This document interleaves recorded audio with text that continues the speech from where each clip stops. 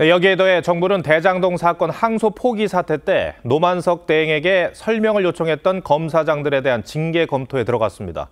검사장 18명을 전부 평검사로 전보시키겠다는 건데 이 역시 반발이 커지고 있습니다. 이광희 기자가 보도합니다.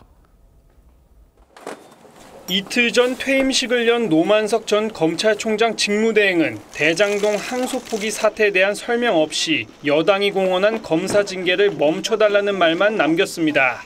일각에서 제기되는 검사들에 대한 징계 등 논의는 부디 멈춰 주시길 부탁드립니다. 하지만 정부는 노 전 대행 사퇴 이틀 만에 본격적인 징계 검토에 나섰습니다.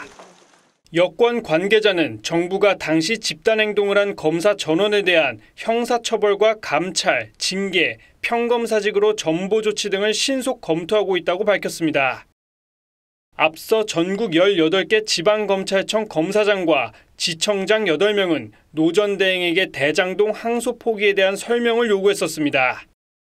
당시 설명을 요구했던 한 검사장은 항소 포기 이유를 납득하기 어려우니 당연히 설명은 요청할 수 있는 것이라며 뭐를 잘못한 거냐고 반발했습니다. 다른 검사장도 정부가 항소 포기 지위가 있었다는 걸 인정하는 꼴이라고 꼬집었습니다. 위헌적인 그런 수사 지휘에 대해서는 당연히 저항해야 되는 거 아닙니까? 수사와 공소 유지 활동을 정권의 입맛에 맞게 그냥 자지우지하겠다 하는 거죠. 국민의힘도 명백한 공포정치이자 사법체계를 뒤흔드는 권력의 폭주라고 비판했습니다. TV조선 이광희입니다. 민주당은 대장동 항소 포기 사태에 반발하는 검찰을 정치검사로 부르다 못해 이젠 짐승에 비유하기도 했습니다.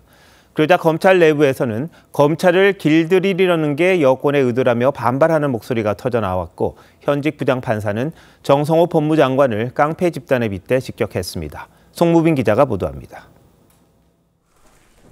정청래 민주당 대표는 어제 검찰을 개에 비유했는데 검사들이 오히려 수사 대상이 되니까 겁먹은 겁니다. 겁먹은 개가 요란하게 짖는 법입니다. 일선의 한 평검사는 매일 야근하며 민생 수사를 했을 뿐인데 한순간에 욕바지가 됐다며 모든 검사를 말 잘 듣는 개로 만들려는 것 아니냐고 반문했습니다. 또 다른 평검사도 힘들어도 참고 묵묵히 일하던 99%의 민생검사들을 한순간에 다 정치검사로 만들어버렸다고 비판했습니다. 항소 포기 지시가 아닌 신중 검토 의견만 전달했다는 정성호 장관에 대한 수위 높은 실명 비판도 나왔습니다. 임풍성 광주지검 형사 3부장 검사는 수사 경험상 깡패 두목이나 행동대장이 빠져나가려고 할 때 나는 지시한 적 없다, 신중하게 결정하라고 했을 뿐이라고 한다고 직격했습니다. 진실을 밝히지 못할 거면 부끄러운 줄 알라고도 했습니다. 박영진 법무연수원 연구위원은 대통령 참모인 법무부 장관이 이재명 대통령 관련 사건 재판을 종결시키는 데 개입한 거라 문제가 더 심각하다며 법무부는 대통령 관련 모든 사건에 개입하지 말라고 주장했습니다. TV조선 송무빈입니다.